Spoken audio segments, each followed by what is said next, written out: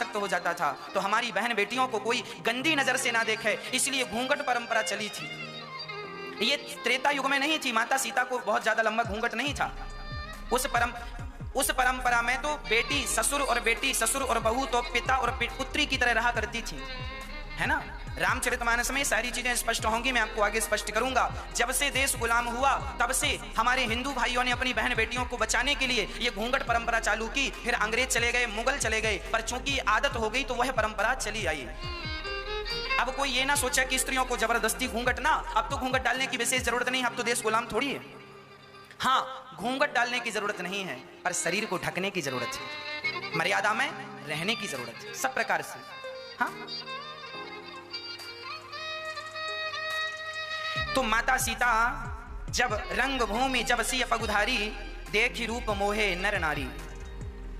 सब कोई बड़े प्रेम से राम जी सीता जी सखियों के सहित गईं और वहां एक झरोखा था, वहां जाकर माता सीता सिंहासन पर बैठ गईं। सखियां खड़ी हैं और बड़े प्रेम से अब वहां पर लोग आए, इकट्ठे हुए और विरदावली गाई, सुनाई, वहां का आदेश सुनाया। सुनो सुनो सुनो, यह पिनाक धनुष शंकर जी का धनुष है, जो राजा इस धनुष पर डोरी चढ़ाएगा उसी राजा से सीता विवाह करेंगी। अब ये बातें हो गई, अब बड़े बड़े राजा आने लगे। जो सबसे फर्स्ट में बैठे थे उनने कहा पहले मैं जाऊंगा। अब धनुष रखा है, अब जनक जी देख रहे हैं कोई डोरी चढ़ाए, हम सिया जी को भेजें और वो माला पहनाए। अब सिया जी बस टुकुर टुकुर राम जी की तरफ देख रही हैं और राम जी भी ऐसे ऐसे सिर करके धीरे से सीता जी की तरफ देख लेते हैं और मानो सीता जी ये इशारे से कह रही हैं पहले इनको मत उठने तो आप ही उठ जाओ, आप ही जाओ और धनुष तोड़ो। राम जी कह रहे हैं मन से चिंता ना करो, यदि हम धनुष तोड़ लेंगे ना तो बड़ा विरोध हो जाएगा।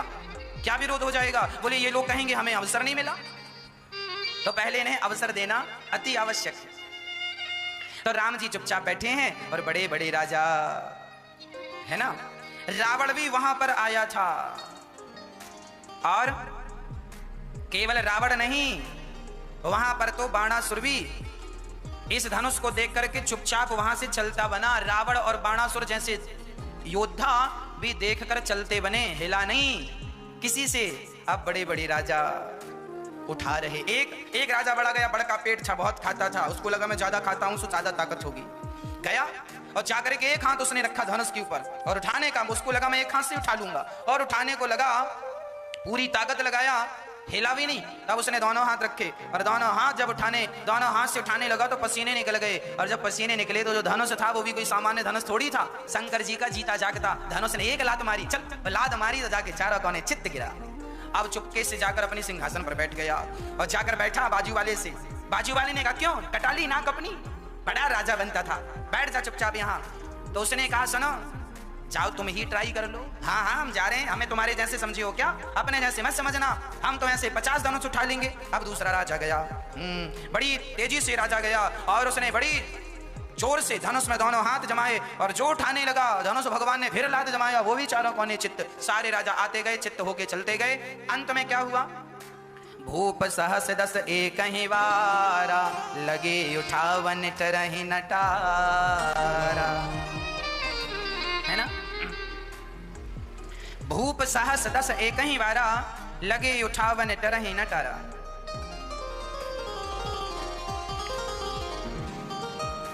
एक साथ 10,000 राजाओं ने एक वारा, एक ही वारा मतलब एक वार, सोमवार मंगलवार बुधवार गुरुवार, वार कितने होते हैं मैया जी, कितने वार होते हैं बताओ? 7 वार होते हैं ना।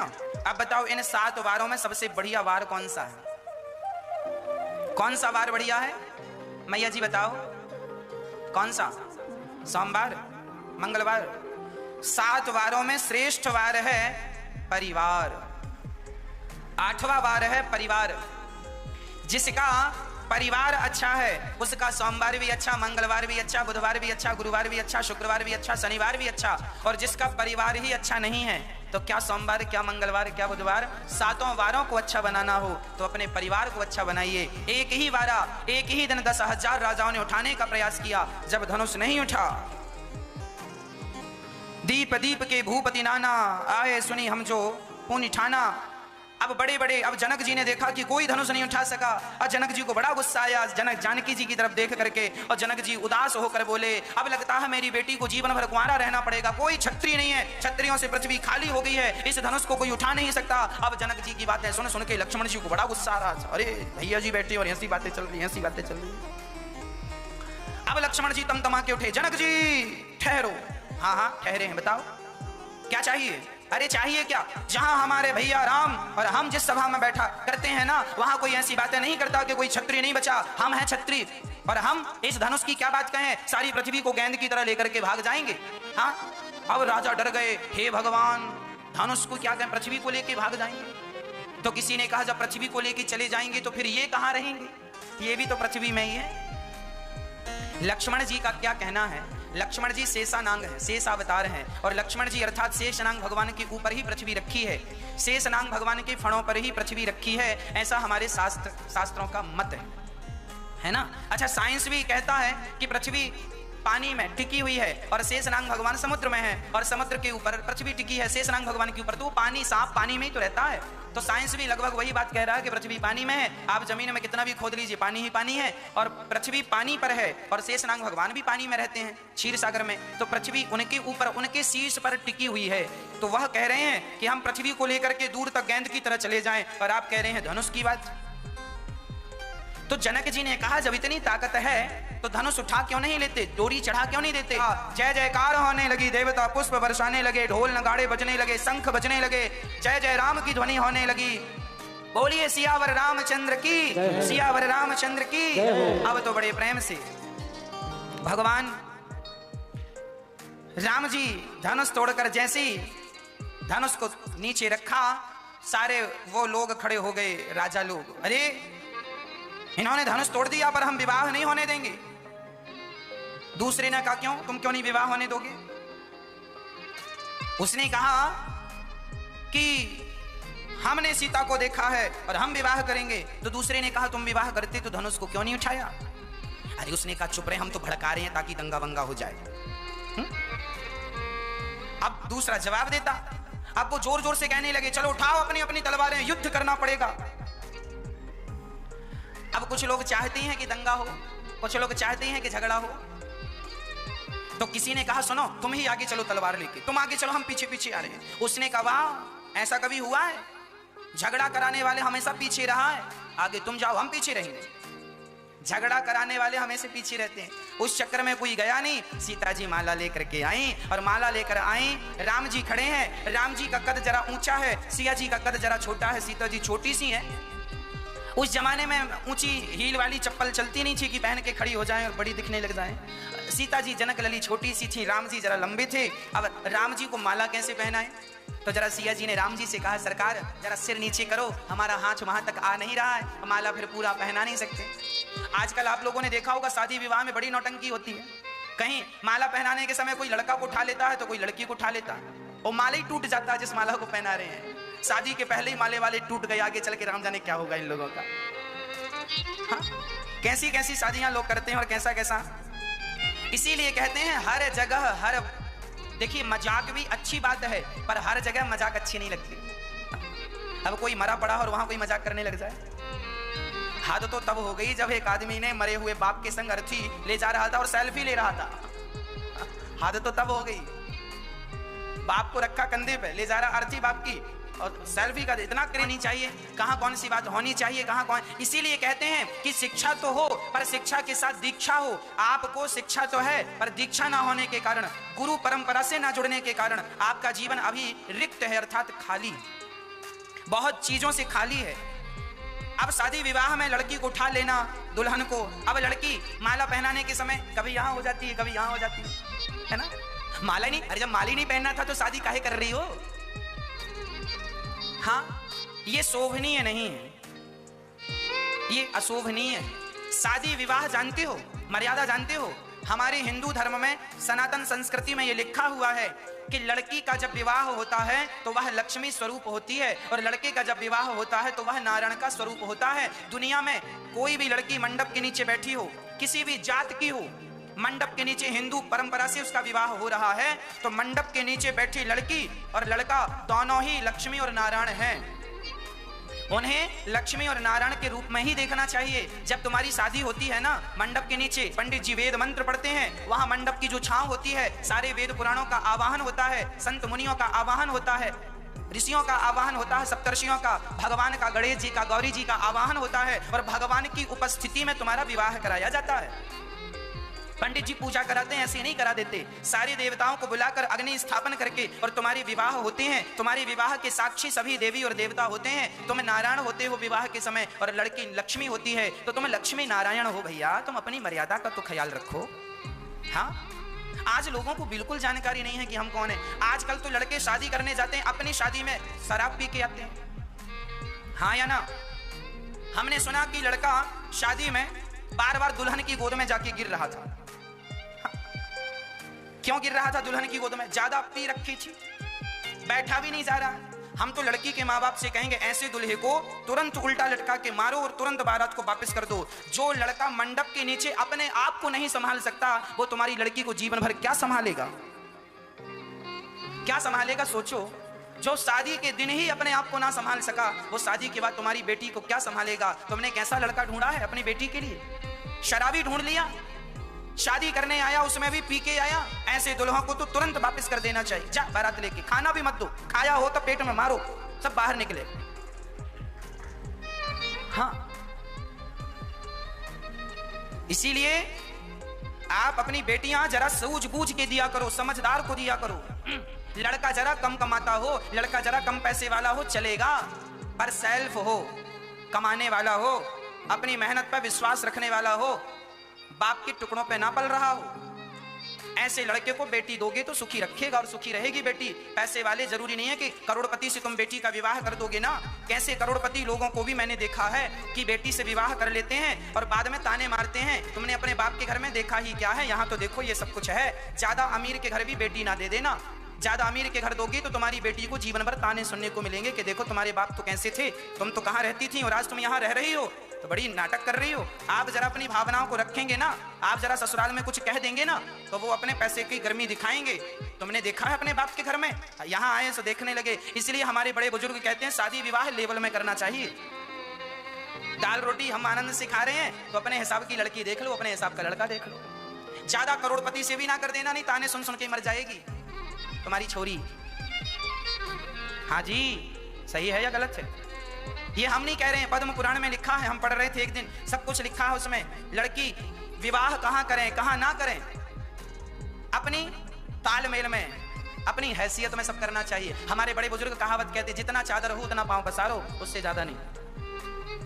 ज्यादा पसारोगी तो पांव बाहर जाएंगे, ठंडी लगेगी।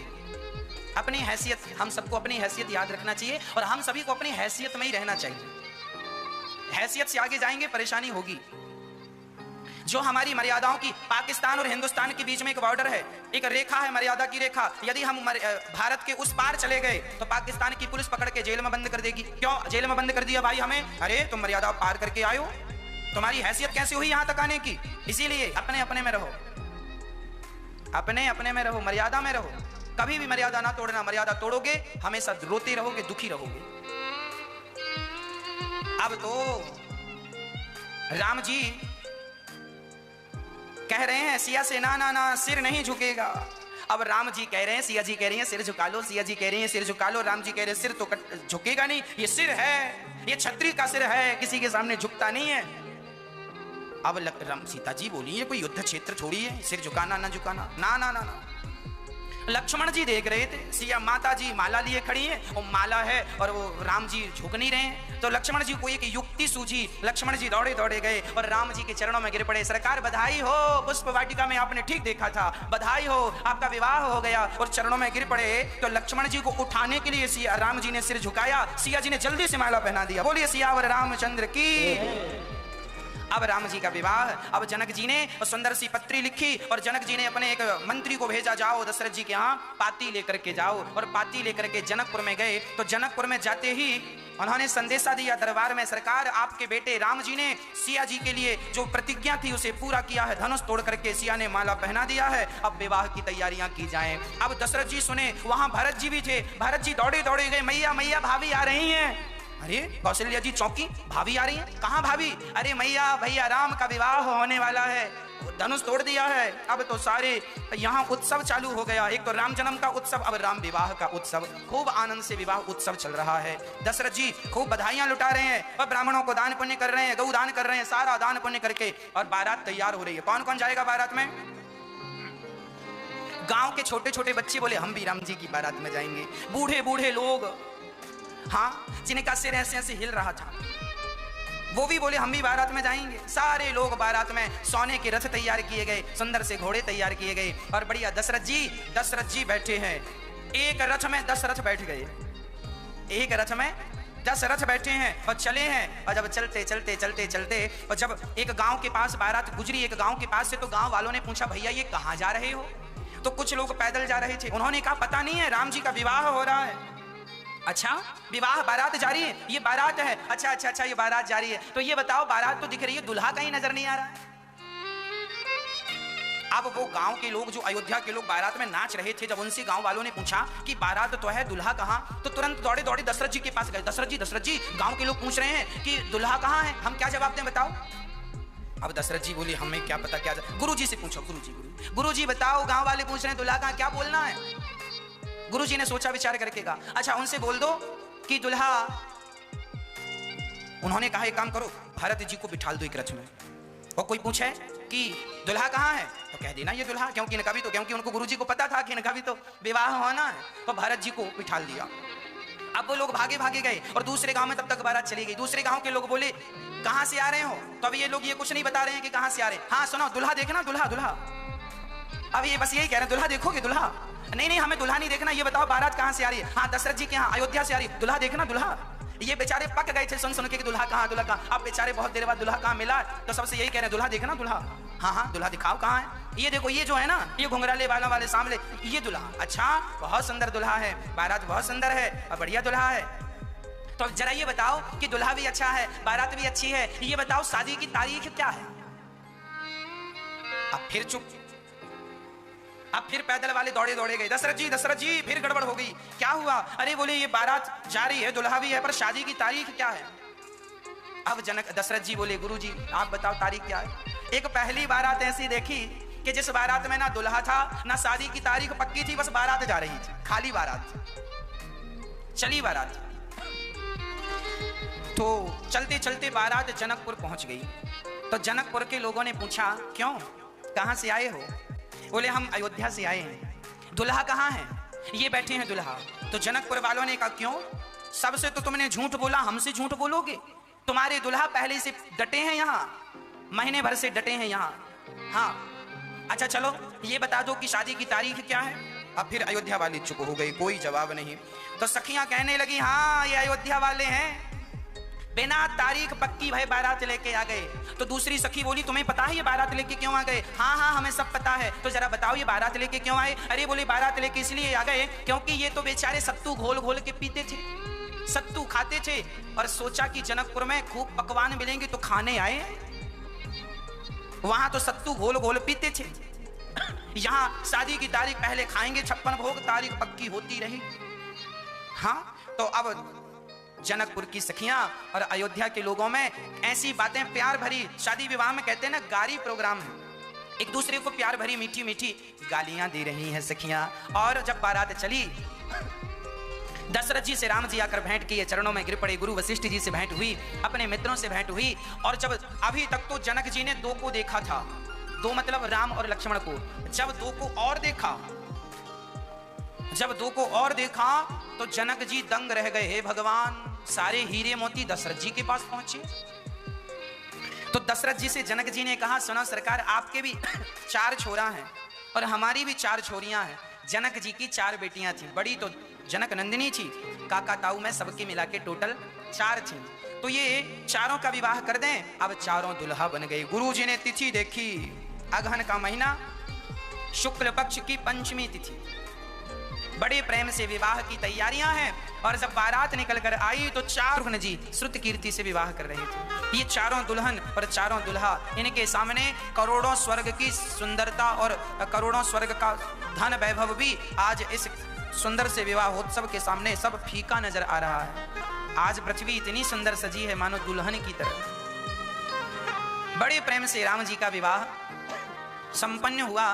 जनक जी ने इतना धन धान्य दिया है, इतना धन धान्य दहेज इतना दिया है कि दशरथ जी ले जा ना सके। जितनी गाड़ियां रथ आई वो अलग, और अपने से जनक जी ने हजारों रथों में सोना भर भर के, चांदी भर भर के, हीरे मोती भर भर के, हाथी घोड़ा दास दासियां सोने के तो हजारों रथ दिए। पर धन्य है दशरथ जी, जितना पाया एक भी लेकर नहीं गए। सारा ब्राह्मणों को बुलाकर, गरीबों को बुलाकर, दहेज में जो मिला सब वहीं के वहीं बांट दिया। दान मिला, सदुपयोग तुरंत दशरथ जी ने कर दिया। सब हाथों हाथ दे दिया। हम तो देखिए जनक जी, अच्छा दशरथ जी क्यों नहीं ले जा रहे थे? दहेज के लिए तो आज लोग लड़ जाते हैं, मर जाते हैं, और दशरथ जी तो लेकर नहीं जा रहे हैं। दशरथ जी ऐसे पिता हैं जो अपने पुत्र के टैलेंट पर विश्वास रखते हैं। उनको पता है कि मेरा बेटा राम जहां होगा वहां ये धन वैभव की कोई कमी नहीं होगी, इसलिए दूसरों का ले जाके क्या करेंगे, अपनी मेहनत से तो राम खुद बना लेगा। जिन पिताओं को अपने बच्चों पे भरोसा है ना, वो दहेज की भीख तो कभी लेते ही नहीं। और जिन पिताओं को अपने पुत्रों पर विश्वास नहीं है, पिताओं को लगता है पता नहीं हमारा बेटा पूरी जिंदगी में इतना कमा पाए ना कमा पाए, इसीलिए ले लो लड़की के बाप से जितना ले सकते, क्योंकि खुद की औलाद पर तो विश्वास है नहीं, तो ले लो, दहेज मांग लो। और आज दहेज मांगने वाले भिखमंगों की भी कमी नहीं है। बड़ी मात्रा में ये लोग पाए जाते हैं भारत में, बड़ी मात्रा में। हमें कभी भी दहेज नहीं लेना चाहिए, योग्य लड़की लाना चाहिए, पर उसके साथ उनके पिता जो मर्जी से दे दें, हाँ हाँ ले आओ, परंतु मांगना नहीं चाहिए, डिमांड नहीं करनी चाहिए। हमें दहेज में गाड़ी चाहिए, हमें दहेज में ये चाहिए वो, ये सब डिमांड ना करो। अरे तुम्हें गाड़ी चाहिए ना तो अपनी मेहनत करके कमा लो, अपनी गाड़ी में बैठो। क्या ससुर जी की गाड़ी में घूम रहे हो, ससुर जी के ड्राइवर बने घूम रहे हो? गाड़ी ससुर जी की, तुम तो केवल ड्राइवर हो। स्माइल कर, हाँ देखो गाड़ी हमारी। एक आदमी का विवाह हुआ, अपने दोस्तों के पास गया, देखो साहब गाड़ी हमारी। दोस्तों ने कह दिया तुम्हारी है कि ससुर जी की? तुम तो ससुर के ड्राइवर हो। हाँ अब तो टैक्सी वाले बन गए हो, ये तुम्हारी थोड़ी है, तुम्हारे बाप की है गाड़ी। हाँ दहेज में मिली सो मेरी है, मेरी है, तुम्हें शर्म भी नहीं आती? अरे अपनी मेहनत से कमाओ गाड़ी, उसमें बैठो, उसमें बैठने का मजा अलग है। क्या भिखमंगों की तरह मांग के ले, भैया गाड़ी दे दो, हमारे बाप ने तो हमें दिलाई नहीं है, हमारी तो हैसियत नहीं है गाड़ी खरीदने की, ससुर जी आप ही दे दो। भिखारी जो मंदिर के बाहर बैठे हैं ना, वो भी ऐसे नहीं है जैसे ये हैं भिखारी लोग। अरे इतना स्तर नीचे नहीं गिराना चाहिए। आप अपने बच्चों को इतना पढ़ाओ, इतना योग्य बनाओ कि उन्हें किसी के सामने हाथ फैलाने की जरूरत ना हो। अरे तुम पढ़ लिख कर भी तुम भिखमंगे ही बने तो आग लगा दो अपनी डिग्रियों में, क्या फायदा तुम्हारी इन डिग्रियों का? इतना पढ़ लिख के तुम बने भी तो क्या बने, भिखमंगे बने।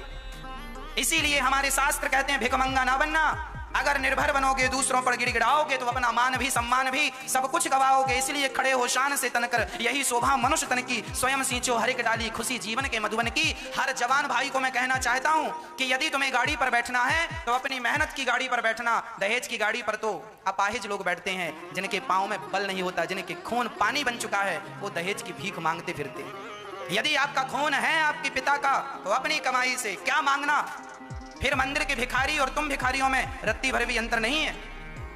इतनी पढ़ाई तुमने की, इतनी मेहनत तुमने की, इसका क्या फायदा? अपने लिए तुम कुछ भी ना कर पाए, दूसरों के सामने हाथ फैलाते रहे। इसीलिए कहा करता हूं, हमारे शास्त्र कहते हैं उत्तमम स्वाजितम वित्तम मध्यमम पितुरर्जितम अधमम भ्रातृ वित्तम च स्त्री वित्तम अधमाधमम। खुद की कमाई संपत्ति सबसे श्रेष्ठ है, खुद की कमाई संपत्ति सबसे श्रेष्ठ है। इसीलिए खुद अपना पसीना बहाओ और खुद कामयाब बनो, खुद कामयाब बनो, खुद बंगला अपनी मेहनत से बनाओ, खुद अपना नाम कमाओ, खुद शोहरत कमाओ, धन दौलत खुद से कमाओ।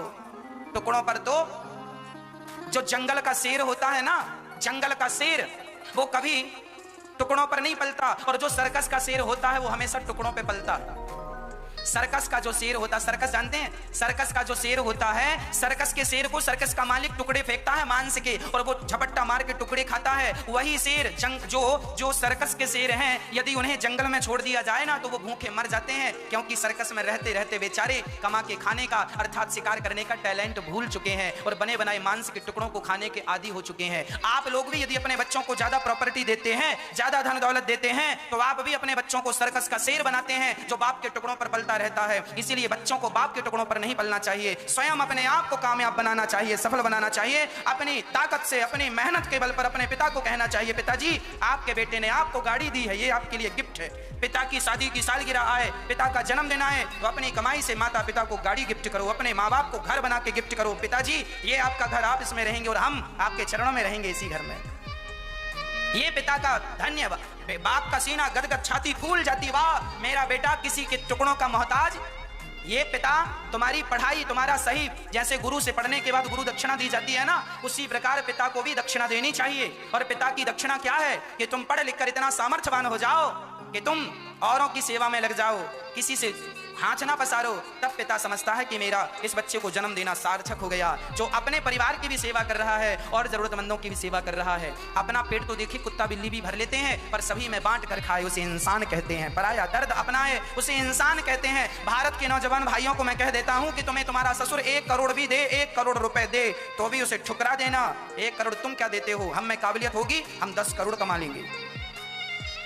पर धिक्कार है उन लोगों को जो अपनी पत्नियों को मारते हैं इसलिए कि तुम्हारे पिता ने हमें दहेज कम दिया है। जाओ अपने पिता के घर से लेकर आओ। आज हजारों लोग ऐसे हैं जो अपनी पत्नी को तंग करते हैं कि तुम्हारे बाप ने हमें दिया क्या है।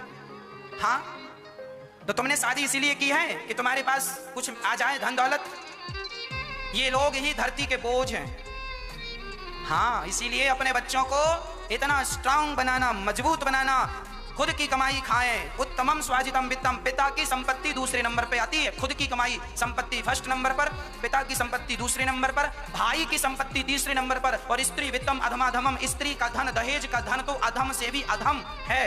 ये लिखा है शास्त्रों में, इस शास्त्रों का श्लोक बोल रहा हूं मैं। उत्तमम स्वाजितम वित्तम मध्यमम पितुरर्जितम। अपने आप को सफल बनाओ भाई, कामयाब बनाओ, पसीना बहाओ। महाराज जी हम बहुत मेहनत करते हैं पर सफलताएं नहीं मिलती। आपकी मेहनत में अभी कहीं ना कहीं कमी रह गई है, कसर रह गई है, इसीलिए आपको सफलताएं मिल नहीं रही हैं। भगवान कोई आपके दुश्मन नहीं है। लगा दो 100% अपने आप को सफल बनाने में, जोड़ दो अपने आप को सफलता के पीछे। देखो एक दिन आपके पीछे सफलता चलेगी। क्या संभव है, आज का जवान बस खटिया तोड़े बैठा है। महाराज जी कोई काम नहीं है, रोजगार नहीं है, 4-4 घंटा व्हाट्सएप चलाता है, 4-4 घंटा फेसबुक चलाता है और कहता है कोई काम नहीं है। कर तो रहे हो तुम, फेसबुक व्हाट्सएप का काम कर तो रहे हो, यही तो तुम्हारे काम है। वो कंपनियां तुम्हें काम देके रखी है, तुम उनका काम कर रहे हो। व्हाट्सएप और फेसबुक की कंपनियां हजारों करोड़ का टर्नओवर है, फेसबुक कंपनी का हजारों करोड़ का टर्नओवर है, व्हाट्सएप कंपनी का लाखों करोड़ों का टर्नओवर है। और तुम दिन भर खिसकाते रहते हो मोबाइल 4-4 घंटे। ये 4 घंटा मोबाइल चलाने से क्या होगा? अरे मेहनत करो, अपने आप को सफल बनाने के लिए ना मैदान में उतरना पड़ता है। व्हाट्सएप और फेसबुक से कामयाबियां नहीं मिलेंगी, धरा पर उतरना पड़ता है। एक आदमी पलंग में पड़ा पड़ा हाथ पांव चला रहा था, किसी ने कहा क्या कर रहा है? बोले मैं तैरना सीख रहा हूं। अरे पागल, तैरना होगा तो पानी में उतरना पड़ेगा, बिना पानी में उतरे तैरना कोई नहीं सीख सकता। उसी प्रकार तुम्हें यदि सफल व्यक्ति बनना है तो इस धरा पर उतरना पड़ेगा, अपने सुखों का बलिदान करना पड़ेगा, अपने आप को तपाना पड़ेगा, जलती हुई आग में अपने आप को झोंकना पड़ेगा, तपती हुई गर्मी में अपने आप को दौड़ाना पड़ेगा। तब कहीं जाकर के जब सिर का पसीना पांव में जाएगा तब तुम्हें सफलताएं मिलेंगी। सफल व्यक्ति जितने हैं इतिहास में, उनका चरित्र उठाकर देख लो। यूं ही कोई सफल नहीं बन जाता। 14 साल राम जी वनवास ना गए होते तो राम भी क्या भगवान कहलाते? राम जी को भी 14 साल वन में जाकर तपना पड़ा, तब कहीं जाकर वो मर्यादा पुरुषोत्तम भगवान बन के आए। राम जी जब वनवास गए थे तो राम जी वनवास गए थे, पर वनवास से लौट कर आए तो राम जी लौट कर नहीं आए, मर्यादा पुरुषोत्तम भगवान लौट करके आए, वो राम भगवान बन के आए। क्यों? क्योंकि तपस्या, 14 साल तक तपस्या की और 14 साल में भागकर पिता के पास आ जाते। रावण ने सीता मां को चुराया, लक्ष्मण को शक्ति लग गई, दुश्मन की सेना बलवान थी, राम की सेना में बंदर भालू थे और रावण की सेना मायावी थी। राम जी चाहते तो भैया की मदद ले सकते थे, भैया भरत सेना भेजो, ससुर जी सेना भेजो, जनक जी। क्या सेना बुलवा नहीं सकते थे राम जी अयोध्या की? क्या राम जी की सेना कमजोर थी? क्या जनक जी की सेना कमजोर थी? जनक की सेना ऐसी थी कोई हरा नहीं सकता था, और दशरथ जी की सेना ऐसी थी कोई हरा नहीं सकता था। पर राम जी ने किसी को नहीं बुलाया। राम जी ने युद्ध लड़ा है अपने पिता के बल पर नहीं, अपनी भुजाओं की, अपने दम के बल पर लड़ा है। अरे कामयाबी पाते हो ना तो अपने बल पर कामयाबी पाओ, पिता का भी बल नहीं लेना चाहिए। राम जी ने पिता का, ससुर का कोई बल नहीं लिया है। सो बताओ, अपने बल से राम जी ने रावण को मारा कि नहीं? ये संदेश है तुम युवाओं के लिए। तुम भी अपने बाप को, अपने पिता को खुश करो, अपने बल से सफलता पाओगे ना, पिता दिल से रोम रोम से आशीर्वाद देगा, वाह बेटा तुम कामयाब हो गए हो, आशीर्वाद है हमारा तुम पर। माँ बाप के रोम रोम से तब आशीर्वाद निकलता है जब बच्चे सफल हो जाते हैं। हाँ जी, हिना जी, हाँ जी, सफल हो जाइए, करिए मेहनत, कहाँ कमी रह गई। सुधार करिए, कमियों को स्वीकार कीजिए और सुधार कीजिए और अपने गंतव्य की और अपने लक्ष्य की ओर बढ़ जाइए। तब तक चलिए जब तक लक्ष्य प्राप्त ना हो जाए। स्वामी विवेकानंद जी ने कहा था कि उठो, उत्तिष्ठा, उठो और तब तक चलो जब तक अपने लक्ष्य को प्राप्त ना कर लो। उठो और तब तक चलो जब तक अपने लक्ष्य को प्राप्त ना कर लो। ये दास अनिरुद्ध, आप देखते होंगे हम एक भी दिन का गैप नहीं लेते। बीच में राम भागवत कथा पूरी हुई तो राम कथा शुरू हो गई, बीच में एक भी दिन का गैप नहीं। बीच में जो गैप था उसमें भी हमने एक छोटा सा प्रश्नोत्तरी का कार्यक्रम रखा। क्यों? क्योंकि हमारा लक्ष्य है 1000 माताओं की सेवा करना। अभी हमारे पास केवल 160 माताओं के रहने की व्यवस्था है। गौरी गोपाल वृद्धाश्रम पैक हो गया है। एक दूसरा किराए से हमने आश्रम लिया है। जो माताएं आती हैं उन्हें हम निराश भेजना नहीं चाहते। उन माताओं को किराए की जगह पर माताओं को रखते हैं और सबकी बराबर सेवा करते हैं। 1000 माताओं को रहने के लिए हम व्यवस्था कर दें, उनके लिए छाया कर दें, तब कहीं जाकर विश्राम का सोचेंगे। तब अभी नहीं सोच रहे हैं विश्राम का। हमारा लक्ष्य है 1000 माताओं की सेवा का संकल्प है। इसलिए जब तक मैं अपने लक्ष्य को नहीं प्राप्त कर लेता मैं विश्राम कैसे ले लूं? राम काज कीन्हे बिनु मोहि कहां विश्राम। हनुमान जी जब लंका गए तो माता सीता की खोज में गए तो रास्ते में मैनाक पर्वत खड़ा हो गया। हनुमान जी थक गए होंगे, जरा सा विश्राम कर लीजिए। हनुमान जी ने कहा ना, जब तक राम जी का काम पूरा नहीं कर लेता तब तक मैं विश्राम नहीं करूंगा। राम काज कीन्हे बिनु मोहि कहां। आज का जवान लड़का मोबाइल चलाता है, व्हाट्सएप चलाता है, फेसबुक चलाता है। अरे ये दास अनिरुद्ध तुम्हारा ही भाई है। मैं व्हाट्सएप नहीं चलाता, मैं फेसबुक नहीं चलाता। मुझे पता है कि जितना समय फेसबुक और व्हाट्सएप में बर्बाद करूंगा उसी समय में किसी माँ से जाकर के उसका हाल चाल पूछ लूंगा कि माँ कैसी हो, कोई तकलीफ तो नहीं है।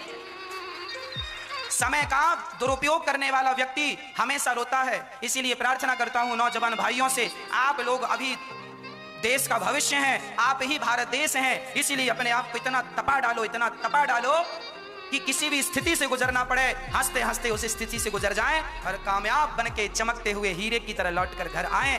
कोहिनूर हीरा जब मिला था ना तो कोयले की खदान में मिला था। कोयले की खदानों में भी हीरा हुआ करते हैं। हाँ जी, हीरा क्या है? अरे पत्थर ही हीरा होता है। उच्च ताप उच्च दाब से वह पत्थर हीरा बन जाता है, ऐसा साइंस में हमें पढ़ाया गया है। कोयला ही हीरा बन जाता है। उच्च ताप उच्च दाब से बहुत समय तक जमीन के अंदर रहता अधिक ताप अधिक दाब से वो हीरा बन जाता, चमकने लगता है। उसी प्रकार जब जीवन में तुम अधिक से अधिक संघर्ष करोगे और अधिक से अधिक मेहनत करोगे तो तुम ही उच्च ताप उच्च दाब मतलब अधिक मेहनत से अधिक लगन से तुम ही एक दिन हीरा बन करके समाज में चमकोगे। लोग तुम्हारी तरफ देखेंगे, वाह ये हीरा है। और भिखमंगाओं की लिस्ट में नाम शामिल कराना है तो दहेज लेने वालों की लाइन में खड़े हो जाना। फिर तो भिखमंगे हैं ही लोग,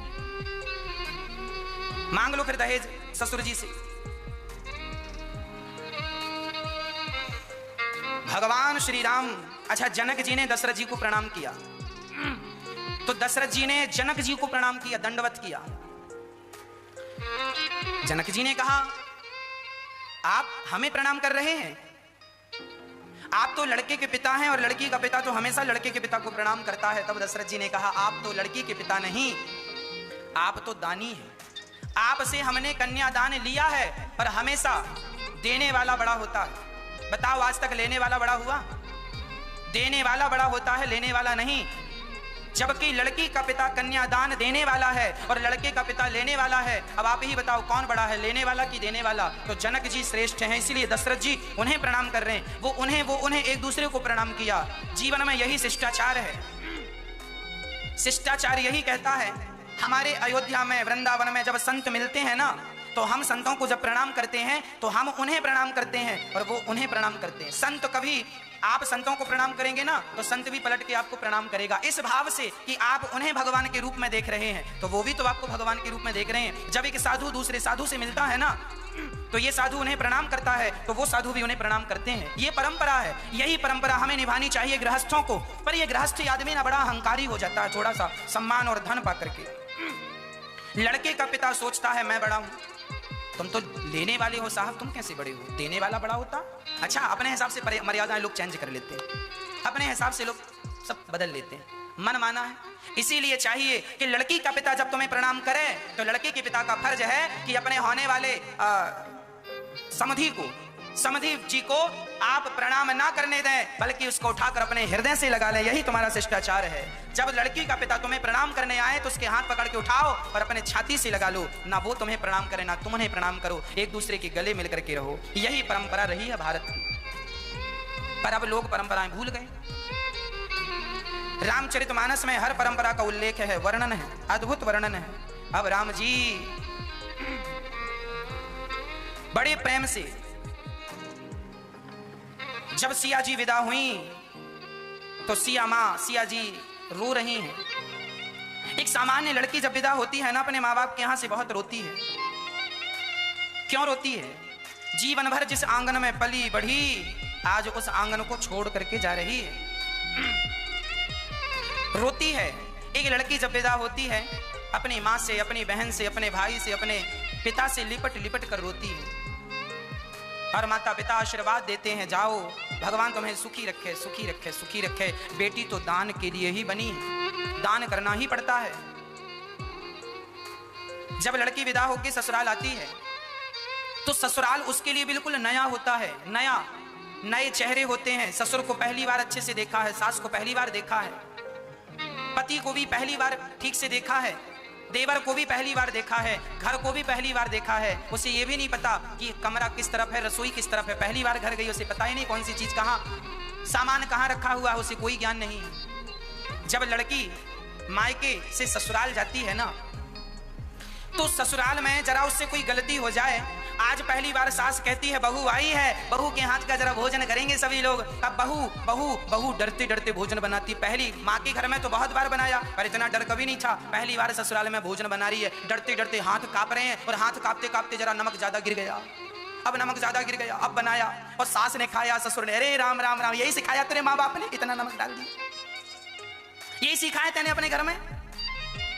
लोग इतने निर्दयी हो गए हैं कि अपनी बहू की गलतियां भी माफ नहीं करते लोग, और गलती पहली बार हुई है।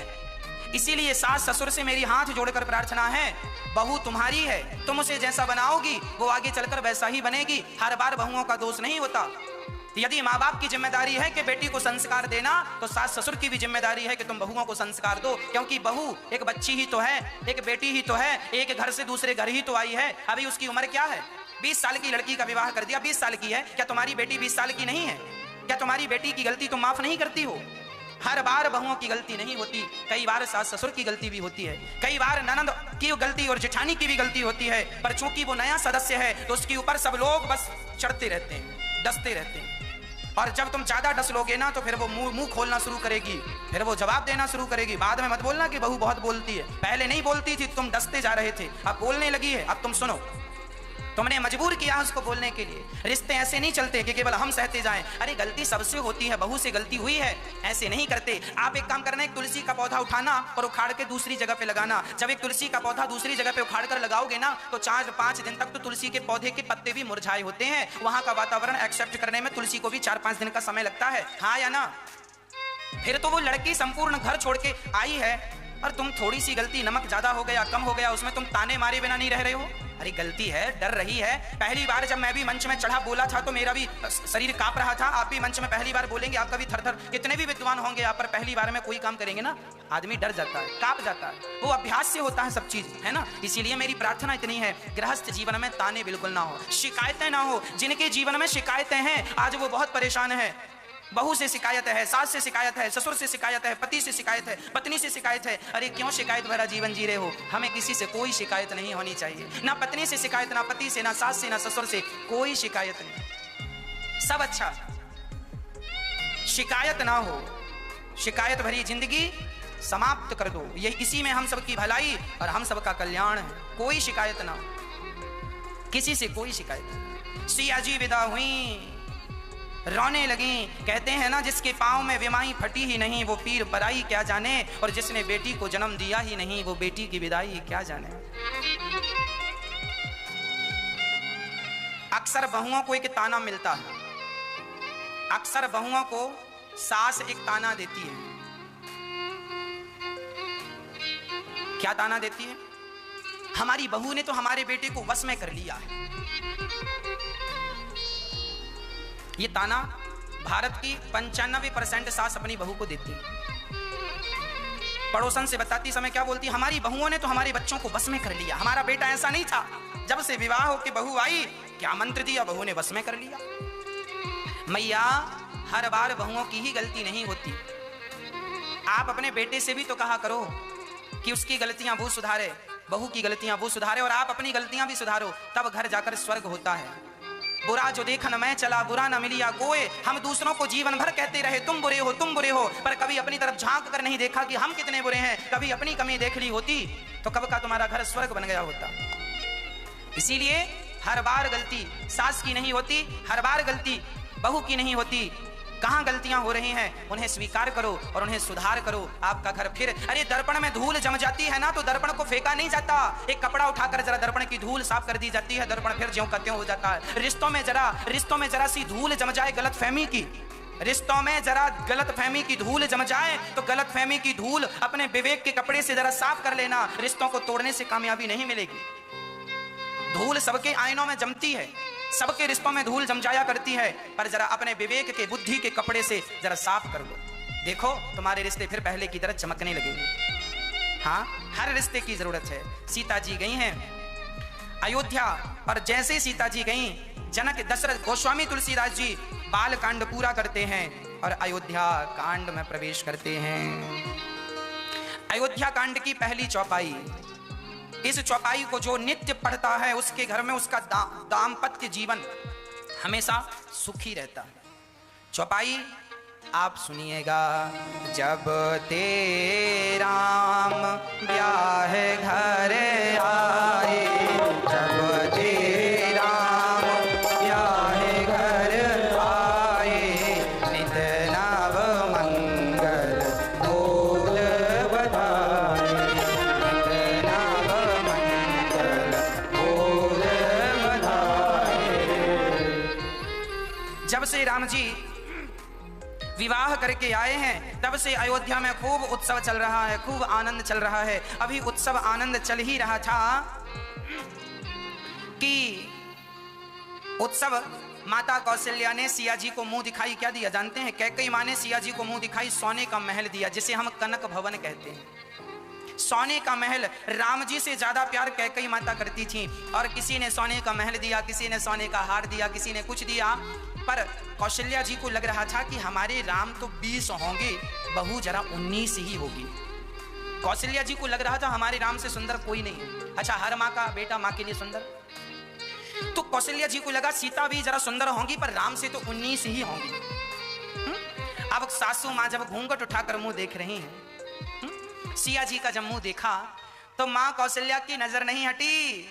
राम जी जितने सुंदर थे कहीं उनसे ज्यादा सुंदर किशोरी जी थी, सिया जी थी। और कौशल्या जी ने जब सिया को देखा उस दिन से तो कौशल्या जी ने मालूम मुंह दिखाई क्या दिया। कौशल्या जी अपने राम को किसी को ज्यादा देर तक देखने नहीं देती थी। कोई ज्यादा देर तक देख, जैसे बिहारी जी के मंदिर में पर्दा बंद हो जाता है ना, ऐसे कौशल्या जी पर्दा लिए खड़ा रहा करती थी। जब कोई आता हो ज्यादा देर देखे ना तो पर्दा है, नजर लगाएगा क्या, ये छोरी नजर लगाएगी क्या लाला को, तो पर्दा डाल देती थी कौशल्या माँ।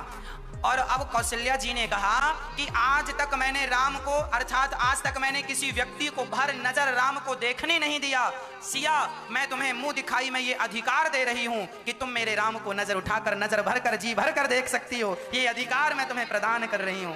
धन्य है माँ कौशल्या जो ये अधिकार सिया जी को दे रही है। अभी तक ये अधिकार माँ ने किसी को नहीं दिया। कोई ज्यादा देर नहीं देखता था राम को, कौशल्या जी के सामने देखे तो खड़ी हो जाती थी। ऐसा प्रेम था माता कौशल्या जी का। आज वो अधिकार सिया को माता ने प्रदान किया। अच्छा, अब यहाँ उत्सव चालू है, बड़े आनंद से, खूब उत्सव आनंद है। तभी एक दिन क्या हुआ, दशरथ जी एक दिन अपने बालों को सुलझा रहे थे और बालों को सुलझाते सुलझाते उन्होंने देखा कि उनके कान के पास कुछ बाल सफेद हो गए। कान के पास श्रवण समीप भय सित केसा, मनहु जरठ पनु अस उपदेशा। मानो ये पके हुए बाल कह रहे हैं, अच्छा आपका हैप्पी बर्थडे टू यू और आपके बालों का हैप्पी बर्थडे टू यू एक ही दिन आता है। जब आप जन्म लिए थे ना तो आपके सिर में छोटे छोटे बाल थे। अच्छा, बाल तब काले थे, बाल तब काले थे और अब बाल सफेद हो गए हैं। मानो इन बालों ने कहना शुरू कर दिया है कि भाई साहब, हमने तो अपना रंग बदल दिया, अब तुम कब अपना रंग बदल रहे हो, कब संसार से मुड़ रहे हो। संसार की तरफ देखो, हम तो काले थे सफेद हो गए, अब जरा तुम भी ये काले कारनामे छोड़ो और मन को जरा स्वच्छ सफेद बनाओ, निर्मल बनाओ। मानो ये बाल कह रहे हैं बुढ़ापा आ गया। अब दशरथ जी को लगा बुढ़ापा आ गया, मेरा बाल बाल पक गए हैं, सचमुच राम जी को राजा बना देना चाहिए और अपने राम को भजन करना चाहिए। देखिए, दशरथ जी भी राम जैसा बेटा पाकर ये सोच रहे हैं कि मुझे भी अब वैराग्य लेना चाहिए, बहुत समय हो गया, आपको भी ये वैराग्य होना जरूरी है।